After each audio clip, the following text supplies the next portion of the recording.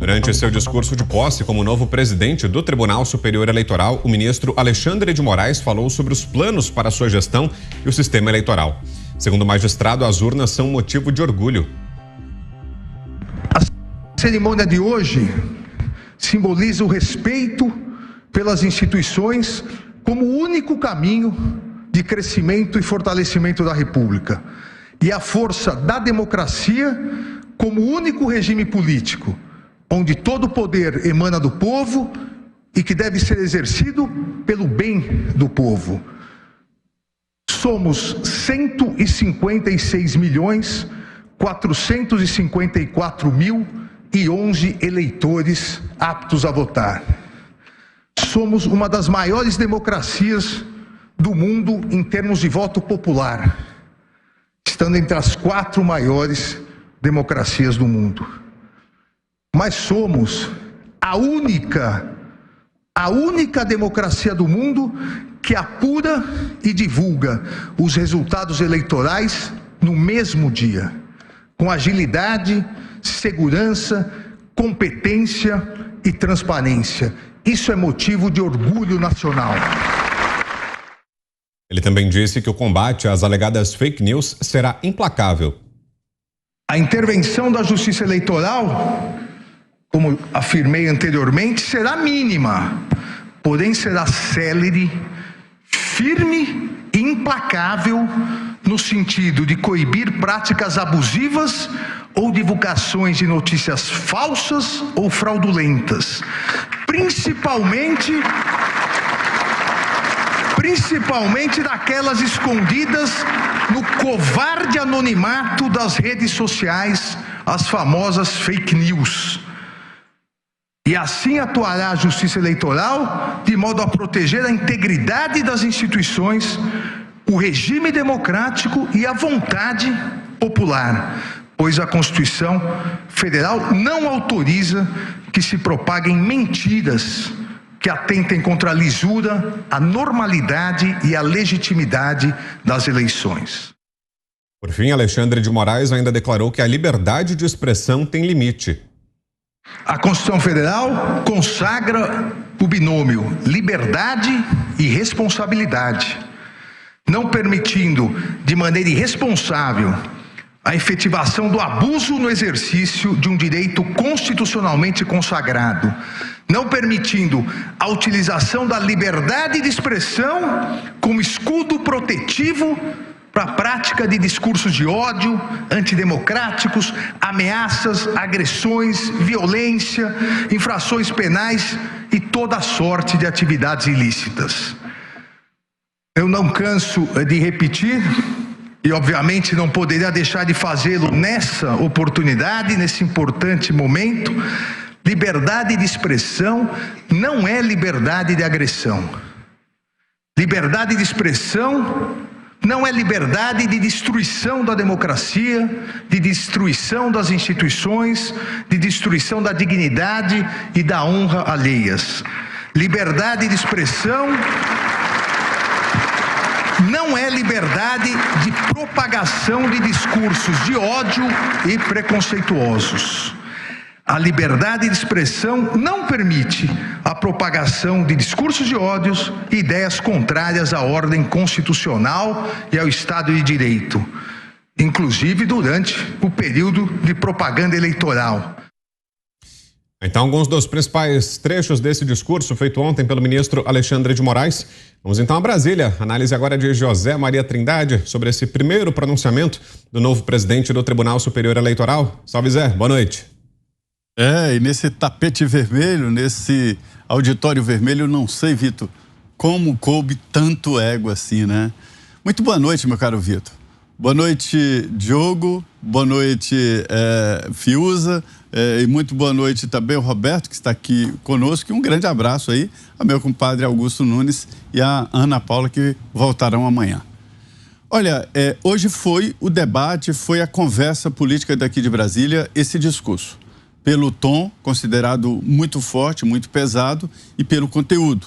Palavras também duras ali ao lado do presidente Jair Bolsonaro. Deputados me disseram o seguinte, que é bom que um presidente do Tribunal Superior Eleitoral possa garantir a democracia, é o óbvio, mas o presidente do TSE tem que repetir isso. E também que possa garantir que cada um que seja eleito, inclusive os candidatos à presidência, possam tomar posse. O que não gostaram foi do tom do discurso que caberia, segundo eles, na boca de um candidato. E Alexandre de Moraes não é candidato. Ele é presidente do TSE, ministro do Supremo Tribunal Federal. Por parte da família do presidente Jair Bolsonaro, eu conversei com um dos integrantes da família, né? Eles estão tranquilos, dizendo, olha, esse é o Jair Bolsonaro, ou seja, sem rancor, que fez uma visita oficial, né, institucional, não foi uma visita ao Alexandre de Moraes, e sim participou de uma solenidade de posse de ministro do Tribunal Superior Eleitoral. A surpresa ficou ali mesmo quanto à presença do vereador Carlos Bolsonaro, que sempre acompanha o presidente Jair Bolsonaro.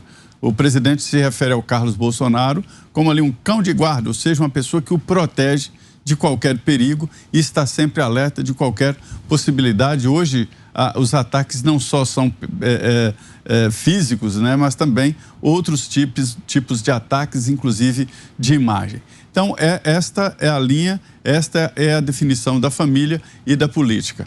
Agora, vejamos bem, naquele plenário, né, houve uma demonstração de força muito grande, força política. O presidente do TSE, ele tem essa pegada política, tem conhecimentos entre presidentes da Câmara, do Senado, líderes, e participou de política, foi secretário de Estado. Um secretário de Estado, mesmo que de Segurança Pública, né, em São Paulo, e ministro, são cargos políticos. Então, ele é político, conhece da política e sabe muito bem do que está fazendo. Então, é uma reafirmação da democracia, isso é muito bom, uma definição óbvia, mas necessária de que quem for eleito toma posse, mas o tom e o conteúdo ali ao lado do presidente Jair Bolsonaro foi considerado mesmo exagerado. Hoje, na abertura dos trabalhos do Supremo, hoje à tarde, né, os ministros, o presidente do Supremo, derramaram elogios ao conteúdo e ao tom também do discurso do Alexandre de Moraes, denunciando ali, mostrando que há um apoio também no Supremo Tribunal Federal a esta postura do novo presidente do TSE. Já tivemos reações a essa fala de Moraes. O discurso que o ministro fez durante a posse como novo presidente do Tribunal Superior Eleitoral foi criticado pelo ex-ministro do STF, Marco Aurélio Mello. Mello, que esteve na cerimônia, disse ao O Globo que presenciou um nefasto acontecimento. Abro aspas. É costume o anfitrião receber com tapete vermelho os convidados, especialmente o dirigente maior do país. O discurso do empossado foi agressivo, em nada contribuindo para o almejado entendimento. Perderam as duas instituições, o TSE e a Presidência da República. Perdeu esta sofrida república, perdeu o Brasil. Que tristeza. E fui, com muita dor, testemunha do nefasto acontecimento. Fechou aspas. Durante seu discurso, como nós vimos, Moraes defendeu o sistema eletrônico de votação, afirmando que as urnas são motivo de orgulho nacional e prometeu um ferrenho combate às alegadas fake news. Quem também está com a gente nesta quarta-feira, aqui em Os Pingos nos Is, é o Roberto Mota. Mota que está aqui no nosso estúdio em São Paulo. Você sabe que é sempre um frisson, né, Mota? Quando a gente anuncia a sua participação, muito louvada, celebrada por quem acompanha o programa. E é muito bom mesmo te receber, especialmente aqui no estúdio. Boa noite, bem-vindo sempre, Mota. Muito obrigado, Brown. É sempre uma alegria vir aqui, conhecer as pessoas que eu não conhecia ainda, ligar os rostos aos nomes. Boa noite a você, ao Zé Maria, ao Fiuza, à Ana Paula, ao grande Augusto Nunes e ao Diogo. E boa noite à nossa audiência. Eu reparei, Brown, que quando a gente passou o vídeo da fala do presidente do TSE, algumas pessoas na plateia aplaudiram, outras não aplaudiram. As que não aplaudiram entenderão o que eu vou dizer agora. É crescente o número de pessoas no mundo que acredita no debate tutelado. O que é o debate tutelado? São aquelas pessoas que acham que um debate saudável precisa ter uma classe superior de pessoas que decide em nome do bem, sempre em nome do bem, o que pode ser dito e o que não pode ser dito. Mas é importante a gente entender o seguinte: o princípio da liberdade de expressão não existe para proteger aquilo que todo mundo quer ouvir. Esse discurso agradável, que todo mundo gosta, não precisa de proteção. O princípio da liberdade de expressão existe justamente para proteger o discurso diferente. Ele exige para permitir aquilo que a maioria das pessoas pode considerar ofensivo, errado, especialmente quando dito por pessoas que nós consideramos desprezíveis. Mas por que isso? Porque se o princípio da liberdade de expressão protege até o direito dessas pessoas de dizer o que elas pensam, o princípio vai proteger o nosso direito. E aí, prestem atenção nisso, nenhum ditador diz que é contra a liberdade de expressão. A maioria dos regimes autoritários, né, eles adotam o nome de República Popular Democrática, muito embora não sejam nem república nem democrática. O ditador que se opõe à liberdade de expressão, ele precisa disfarçar a sua opinião para que ela seja aceita pela maioria. Por isso, a maioria dos ditadores sempre age dizendo que está defendendo o princípio da liberdade de expressão, enquanto faz exatamente o contrário. Para quem quiser entender mais sobre isso, eu recomendo esse livro, Contra Toda a Censura, do meu amigo Gustavo Maltache. Analisa agora de Diogo Schelp. Queremos ouvi-lo, Schelp, tanto sobre a primeira fala de Alexandre de Moraes como presidente do Tribunal Superior Eleitoral, quanto essa resposta que destacamos aqui do ex-ministro do STF, Marco Aurélio Mello. Boa noite para você, Schelp. Boa noite, Vitor. Boa noite, Zé Maria, Fiuza. Boa noite, Mota, quem conheci hoje pessoalmente pela primeira vez, né? Nós que debatemos tanto aí nas manhãs do Jornal da Manhã. E boa noite a todos que nos acompanham. Olha, claro que o Marco Aurélio Mello tem o peso, né, a fala, né, o poder de fala de alguém que ocupou uma cadeira lá no Ministério, no STF durante muitos anos. Apesar de que, mais recentemente, ele também declarou já o seu voto a Bolsonaro no segundo turno. Eu achei muito interessante a informação trazida aí pelo Zé Maria, de que o entorno do presidente Jair Bolsonaro achou que estava tudo normal, que estava tudo dentro do previsto, porque contradiz realmente algumas informações que foram divulgadas na imprensa hoje, de que nos bastidores o presidente Jair Bolsonaro teria ficado irritado, né, com as falas do Alexandre de Moraes, essas falas que rebatem críticas ao processo de votação. Realmente não fazia sentido, porque o presidente aceitou o convite para ir à posse de Moraes, obviamente sabendo que Moraes, em seu discurso, falaria sobre isso, faria uma defesa das urnas, faria críticas aos questionamentos que têm sido feitos, ainda que não diretamente, mas faria crítica a esses questionamentos que estão sendo feitos ao processo de votação, e também, obviamente, falaria na necessidade de fazer um combate às fake news. É algo que Moraes vem falando há bastante tempo, há meses, e ele vem falando isso com esse mesmo tom que ele adotou aí nesse discurso. Então, surpreendente mesmo seria se ele não defendesse as urnas, se ele não falasse em combate às fake news e se não adotasse esse tom que ele vem adotando, gostando-se ou não, nos últimos meses. E era óbvio que a presença do presidente não ia inibir o Moraes de tocar nesses assuntos de forma contundente. Dava para perceber um certo constrangimento do Bolsonaro quando a plateia, como observou Mota, parte da plateia aplaudia o discurso do Moraes, ou alguns trechos do discurso, justamente os trechos mais fortes, né? Mas, obviamente, isso também devia estar dentro do previsto.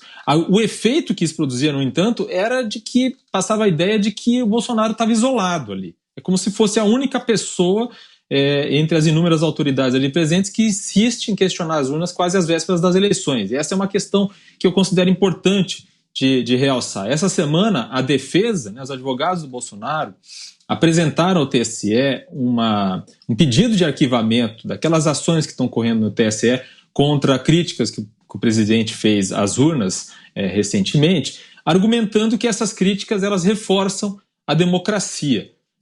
Podem reforçar a democracia e as críticas são sempre bem-vindas e o sistema pode ser melhorado, como deveria ser melhorado no futuro. O problema é fazer isso às vésperas das eleições, há poucas semanas das eleições, com a campanha já em andamento, já que houve uma chance no ano passado de fazer uma modificação com a inclusão aí de equipamentos que façam o comprovante impresso do voto eletrônico. Então, eu considero que isso deveria ser águas passadas, pelo menos para essas eleições, aceitar as regras do jogo do jeito que elas estão. E para o presidente, isso não traz sequer dividendos eleitorais, quer dizer, é algo que não vai trazer efeitos para o processo eleitoral, porque o processo não vai ser alterado a tempo das eleições, e também não traz votos para ele. Eu acho que esse é mais ou menos o cenário que a gente encontra aí. Agora você, Guilherme Fiuza. Salve, Fiuza. Boa noite. Salve, Vitor, Brown. Boa noite a todos. Esse evento foi uma deformação, né? Ele vai ficar na história como uma deformação, como uma invenção absolutamente imprópria para as instituições, principalmente o TSE, que ali estava representado. Nunca houve, evidentemente, nada parecido na posse do presidente do TSE virar uma estrela, né? Nunca houve isso. A maioria das eleições, as pessoas não sabiam nem o nome do presidente do TSE. E aí fazem uma cerimônia desse tamanho, convidam ex-presidentes da República, quem não fosse ia ser considerado antidemocrático, e fazem esse palco, né?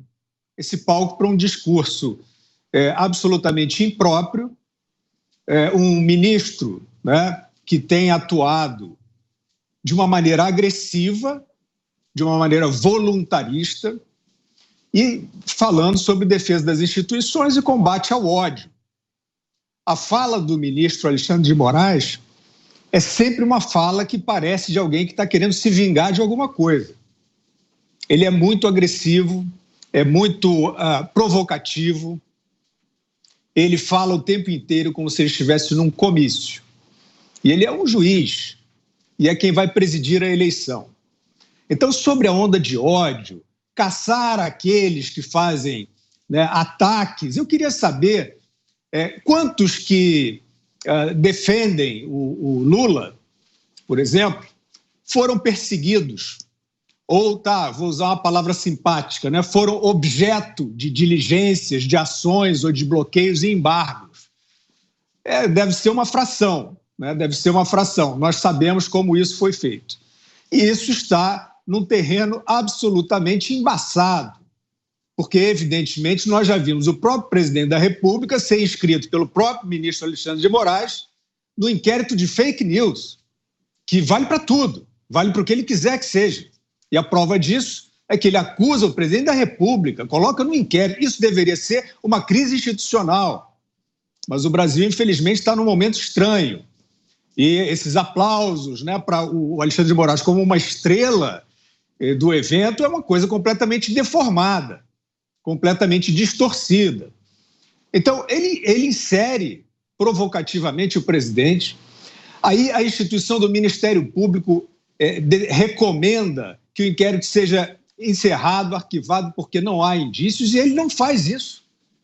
Ele prossegue, passando por cima de outra instituição, inclusive da polícia, recebe, né, um parecer da vice-procuradora-geral, questionando, e dá de ombros, segue o seu caminho. Esse é um defensor das instituições. Eu acho que a sociedade custa a enxergar, né, nesse tipo de atitude, defesa institucional.